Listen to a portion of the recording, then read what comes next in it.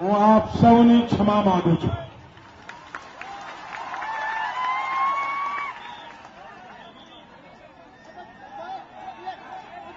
ભાઈઓ બહેનો, તમે મને કહો કે મારે મારા ઘેર આવીને એવું કહેવું પડે કે મને જમાડો? ના કહેવું પડે ભાઈ.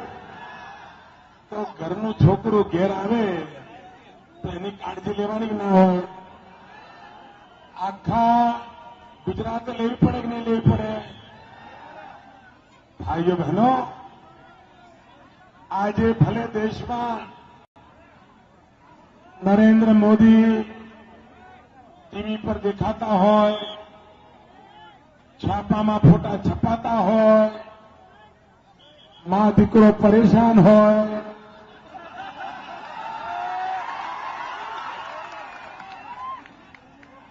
ગુજરાતમાં તો દવાની દુકાનોમાં ઊંઘવાની ગોળીઓ જ મળતી બંધ થઈ ગઈ. કોંગ્રેસ વાળાનો ઊંઘ નથી આવતી. ભાઈઓ બહેનો, આખી દુનિયામાં ભલે ગમે તેટલો જય જયકાર ચાલતો હોય, જરા પોલીસના બહેનો બેસી જાઓ. તમે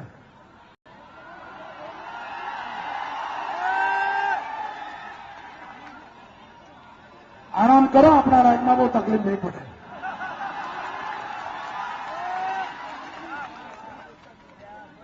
ભાઈઓ બહેનો, દુનિયામાં ગમે તેટલું આપણે ગાતા હોય, ગમે તેટલો જય જયકાર ચાલતો હોય, દુનિયાની નજરોમાં મોદી ગમે તેટલા મોટા થઈ ગયા હોય, પણ તમારે માટે તો હું આ ધરતીનું છોડું છું.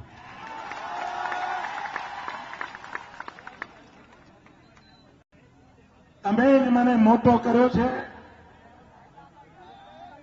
તમે જ મને સંસ્કાર કર્યા છે, તમે જ મને આંગળી પકડીને ચલાવ્યો છે. અને તેથી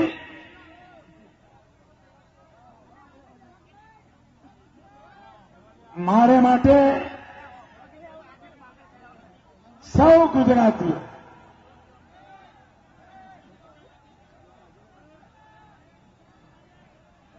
જેમણે મને જીવનમાં આટલું બધું આપ્યું છે, એમનો ઋણ ચૂકવવાનો અવસર આવ્યો છે. આજે ગુજરાતમાં કોઈને એમપી શું કરવા ચૂંટવાના હોય? ડાયરેક્ટ પીએમ ચૂંટવા મળતો હોય. અને આપણે ગુજરાતના લોકો તો બહુ પ્રેક્ટિકલ, ટપટપથી લેવા દેવા નહીં, રોટલાનું શું કોણ ભાઈ? આ ગુજરાતીઓની વ્યવહારુ બુદ્ધિ એ આ ચૂંટણીમાં રંગ લાવશે. એને બરાબર ખબર પડે કે ભાઈ કોંગ્રેસના એમપી હોય એનાથી લાભ થાય કે આપણો ગુજરાતનો છોકરો પીએમ હોય તો લાભ થાય. હવે આ સમજાવવું પડે ભાઈ. ના સમજાવવું પડે.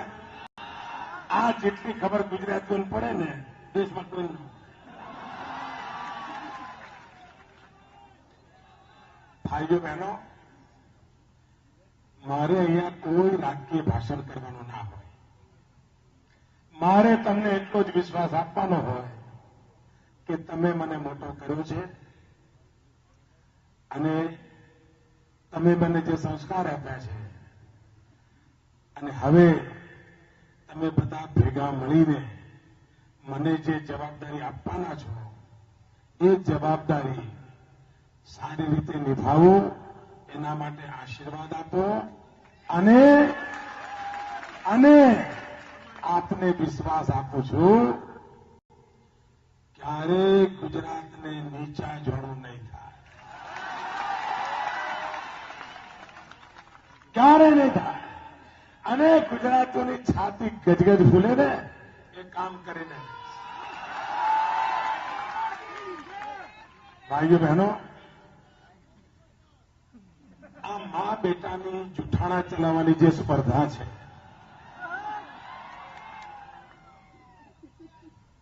હવે એનું મૂળ કારણ એ નથી કે એમને સાચું બોલતા આવડતું નથી, પણ હવે ઘણી વાર શું હોય, પેલું બહુ તાવ ચડ્યો હોય ને એટલે પેલું જે પેશન્ટ હોય ને એ કશું બી બોલે, ખબર છે ને, ડોક્ટરને લાત મારી દે, ખબર છે કે નહીં? બહુ અત્યારે એમને ખૂબ મુસીબત પાછી 60 વર્ષનું રજવાડું લૂંટવા બેઠું છે. 60 વર્ષનું રજવાડું લૂંટવા બેઠું અને કેવી કેવી મહેનત કરે છે. દિલ્હીથી અત્યાર સુધીમાં 100 લોકોને એમણે વડનગર મોકલ્યા તપાસ કરવા માટે કે મોદી ચા વેચતા હતા. 100 કારણ એમને લાગ્યું તારી આ ચા વેચવા વાળી વાત છે ને એમ મારી નાખશે. મને યાદ છે મારા ભરતસિંહના પિતાજી શંકરજી ઓખાજી ઠાકોર, મારા બાપુજીને બે સરખી ઉંમરના, અને શંકરજી ધારાસભામાં જાય ને આવે એટલે સ્ટેશન ઉપર ચા પીવે, અને એ વખતે હું બહુ નાનો હતો અને મારા બાપુજીના મિત્ર હતા. તો શંકરજી કાયમ આગ્રહ કરે, છોકરા તું ચા બના. અને મને બરાબર યાદ છે કે હું ચા બનાવું પછી જ પીવે.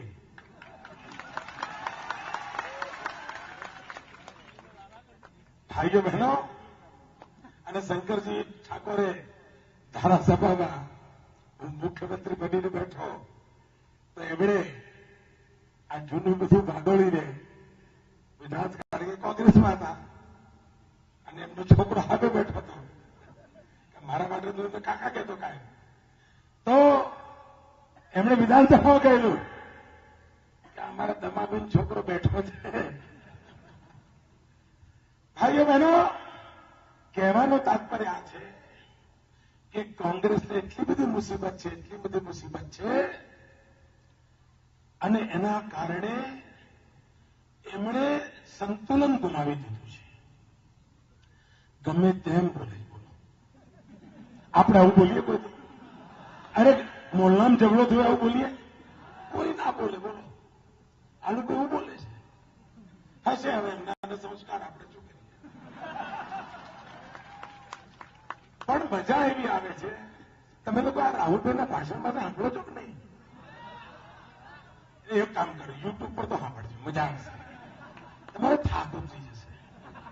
બોલો હમણાં એવું કહ્યું, આપણા ગુજરાતમાં કહ્યું હતું, એમણે કહ્યું કે ગુજરાતમાં એક બાળકમાંથી 2 બાળક કુપોષણવાળા હોય છે. બોલો તમને આ ગણિત આવડે? એકમાંથી 2 હોય કોઈ? રાહુલભાઈને આવડે.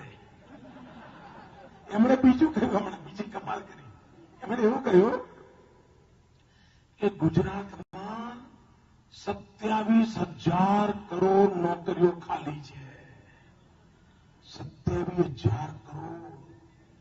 ગુજરાતની વસ્તી કેટલી ભાઈ? 6 કરોડ ગુજરાતીઓ. દેશની વસ્તી કેટલી? 125 કરોડ. અને રાહુલભાઈને નોકરીઓ કેટલી દેખાય છે? 27,000 કરોડ. હવે આમને દેશ સોંપાય ભાઈ, તમે મને કહો, હવે આ કોંગ્રેસ શું નમૂના લઈ આવી છે ભાઈ? રોજ એક નવી આઈટમ છોડે છે. બોલો એમણે બીજું કહ્યું કે ગુજરાતમાં લોકાયુક્ત નથી. હવે તપાસ કરો, કોંગ્રેસના લોકો તપાસ કરો, સોનિયાબેનના સલાહકાર તપાસ કરો કે 2022ના ભાષણની ચોપડી લાયા હતા, 2005ના ભાષણની લાયા હતા, 2007 વાળું કાગળિયું લઈને કયા વર્ષનું લાયા હતા એ તો પૂછો. અમારે બોલવું નહોતું, પણ હવે તમે મોંમાં આંગળી નાખીને બોલાવો. બોલો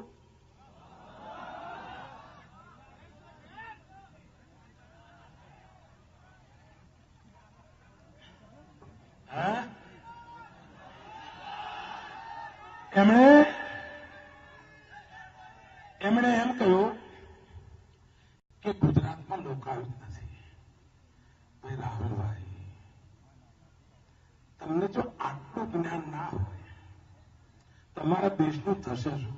આ કોંગ્રેસનું જે થયું એ થયું, તમારા પાપે જ થયું છે. ગુજરાતમાં લોકાયુક્ત છે અને લોકાયુક્તે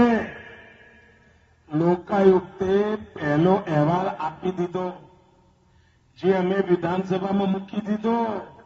અને પહેલો અહેવાલ શું આવ્યો છે ખબર છે? અમે બોલતા નતા, કારણ કોઈ વ્યક્તિનું મૃત્યુ થયું હોય તો પછી આપણે બધું ન પડાય, શું કે નહીં, આપણા સંસ્કાર નહીં.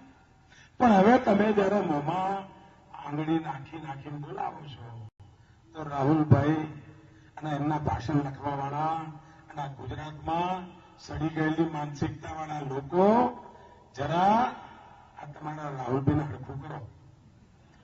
લોકાયુક્તનો પહેલો અહેવાલ વિધાનસભામાં મુકાણો અને અહેવાલ શું છે? ગુજરાતમાં કોંગ્રેસના એક મુખ્યમંત્રી હતા, એમનું નામ અમરસિંહ ચૌધરી હતું અને એમની પર આરોપ હતો જંગલો વેચી ખાવાનો, જંગલોના ઝાડ વેચી ખાવાનો આરોપ હતો. અને કોંગ્રેસના જમાનામાં આરોપ થયો હતો. લોકાયુક્તે તપાસ કરીને પુરવાર કર્યું કે અમરસિંહભાઈ ચૌધરી ગુનેગાર છે. અમરસિંહભાઈએ લાકડા ચોર્યા હતા. આ તો એ ગુજરી ગયા, એટલે અમે બહાર બોલતા નથી, કારણ કે વ્યક્તિ મરી જાય પછી આપણે આવો ન કરાય, એ અમારા સંસ્કાર છે. પણ લોકાયુક્ત છે એનો આ પુરાવો છે. અને તમારે જવાબ આપવો હોય તો આપો કે જેમના પુત્ર તમારી દિલ્હીની સરકારમાં મંત્રી છે, જેના પિતા મુખ્યમંત્રી હતા અને ગુજરાતના જંગલો કાપીને લાકડા વેચવાનું પાપ કર્યું હતું, એનો જવાબ આપો. તમે કેવા જૂઠાણા ચલાવે છે, કેવા જૂઠાણા ચલાવે છે. ભાઈઓ બહેનો, આપણું ગુજરાતમાં આપણા સોનિયાબેન બોલતા નથી, ઘણું માર્જિન બોલે. બોલો, અહીં આવો તો બોલો ને. હમણાં પંજાબમાં જઈને બોલ્યા કે ગુજરાતના લોકો પીવાનું પાણી નથી મળતું. તમે માથે ઘડો લઈને ગયા હતા ભરવા? ના, તમે ગુજરાત આવો છો તો ઘડો લઈને પાણી ભરવા જાવ છો? શું ગપ્પા મારો બેન?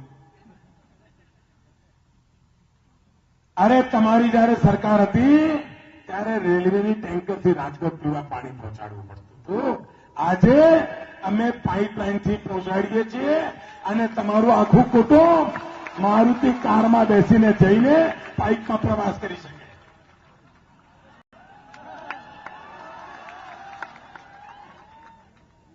ભાઈઓ બહેનો, અને સોનિયાબેન જવાબ આપો તો આ વાતનો આપો.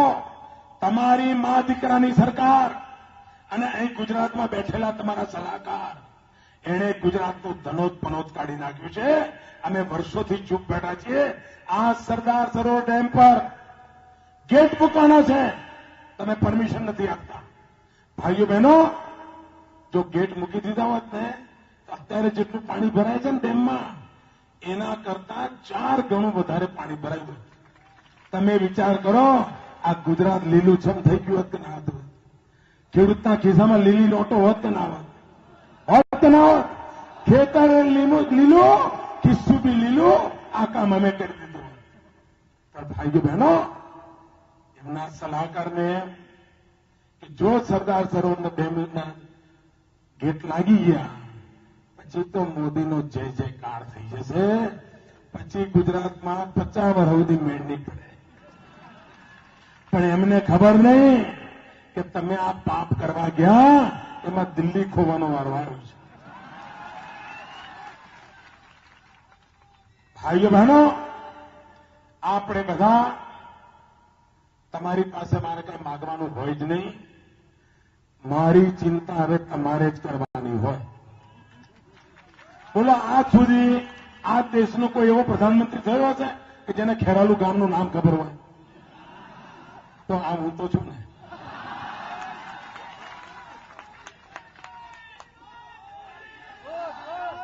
ભાઈઓ, આ ચૂંટણી કોંગ્રેસ ભાજપની ગુજરાતમાં છે જ નહીં. ગુજરાતની ચૂંટણી આ ભાઈ એમપી બને કે પેલા ભાઈ એમપી બને છે જ નહીં.